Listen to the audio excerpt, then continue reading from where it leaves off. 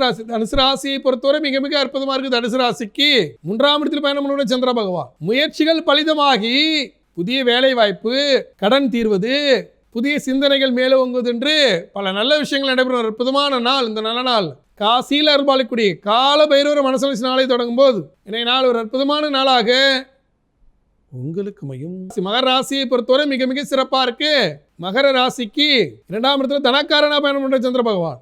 தனவரவை கொடுத்து வீட்டிற்கு தேவையான நகைகளை வாங்குவது, ஆடை ஆபரணங்களை வாங்குவது, நகை சம்பந்தப்பட்ட கடன்களை அடைப்பது என்று பல நல்ல விஷயங்கள் நடைபெறும் ஒரு அற்புதமான நாள் இந்த நல்ல நாள்.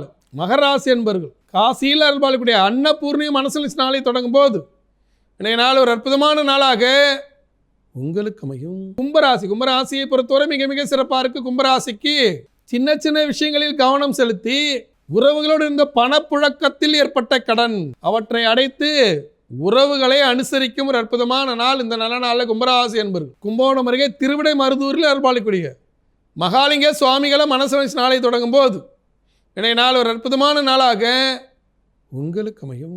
மீன ராசியை பொறுத்தவரை மிக மிக சிறப்பாக இருக்கு. மீன ராசிக்கு 2ஆம் இடத்தில் பயணம் சந்திர பகவான். விரைய செலவு செய்து வாகன யோகம் பெறும் நாள். பழைய வாகனம் மாற்றுவது, புதிய வாகனம் வாங்குவது, பைக்கை விற்று கார் வாங்குறது என்று வாகனத்தில் அடுத்த நிலைக்கு செல்லும் ஒரு அற்புதமான நாள் இந்த நல்ல நாளில் மீனராசி என்பர்கள்.